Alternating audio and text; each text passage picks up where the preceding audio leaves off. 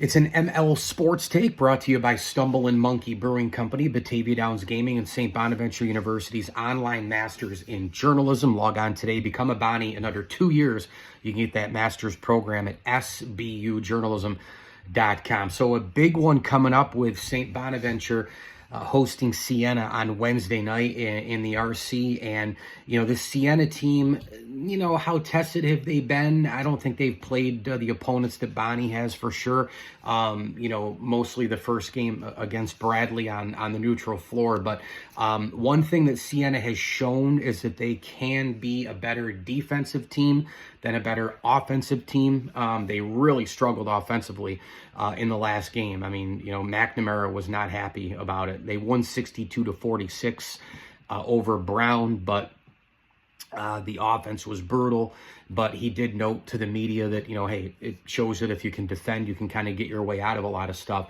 The one guy I would look toward on the Siena team is Tasman Goodrick, the Australian. He's really, really good, from Sydney in New South Wales, which I've never been to Australia, but Sydney's the capital city of the state of New South Wales, and that's the biggest city in Australia. He's just a really, really big forward who maximizes his game at both ends, right? I mean, he's had a couple of really good games, this year. So far, he's 6'10", 235, and he played at California Baptist for a year and then came to Siena this year. And in the 2 games that he's played, it gets big minutes too. I mean, he's 26 and 24 minutes back to back. So he's one of their big guys. He's one of their big catalyst guys. He scored 8 points against Brown, but he collected 10 rebounds and he had 3 steals. And then he had 22 points and 11 rebounds against Bryant. He's a mid-range and in kind of guy. He's efficient. He shoots the ball fairly well. Good moves for a forward. He can pass it as well a little bit, although he doesn't collect assists. He kind of, can keep the offense moving in terms of pass and go, pass and cut. And he's a guy you have to account for. So Bonaventure will definitely have to be, on the lookout for him. As far as the Bonnies are concerned, I mean, this is a game that you would look at and you would say that, this team should win this game. Bonaventure is coming off of a couple, I think, really good wins this year. I mean, the offensive efficiency that they had against Canisius was terrific. This is a home game, so there's no excuses whatsoever. It's a Franciscan Cup game. It's a rivalry game. There should be no excuses whatsoever. And I think Bonaventure is probably a better, longer, deeper, more versatile team. I think they're a better offensive team by miles. But again, it's why you throw the records out, and in terms of what happened before, all that stuff's over. It's about the here and now. It's about that day, that team, their system, your system, how you match up and all the rest. But I would think that the Bonnies would try to get Simmons going early in this game. It's going to be real interesting to see the chess match of a Bona team that'll probably want to go with that offensive efficiency and a Siena team that really can clamp down defensively, especially on the perimeter. They do obviously play some good interior D as well, but let's see how that, Grahovic and Mitchell and players like that.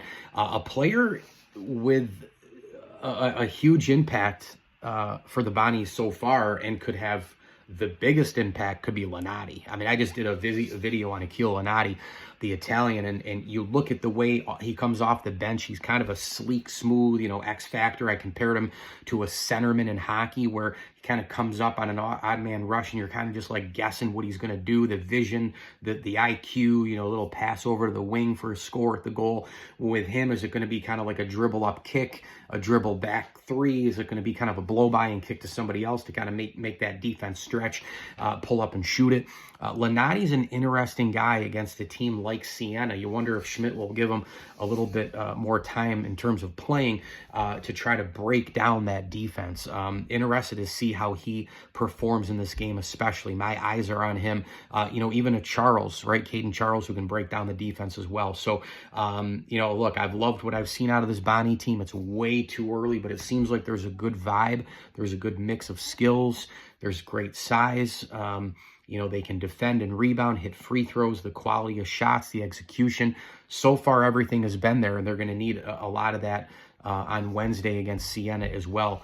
But, I'd like to see one of these guys or two of them get going early and make Siena maybe overpress in one area, and then the Bonnies can maybe come at them, from a lot of different angles. For example, if they establish a three, or if they establish the inside game, there's other layers to the offense that maybe the Bonnies can come at them with, which will loosen up what can potentially be game to game a clamp down D for Jerry McNamara. Looking forward to this one. Saints and Bonnies Wednesday night at the RC. Mike Lindsley here, ML Sports Take. Please subscribe to my channel, ML Sports Platter on YouTube.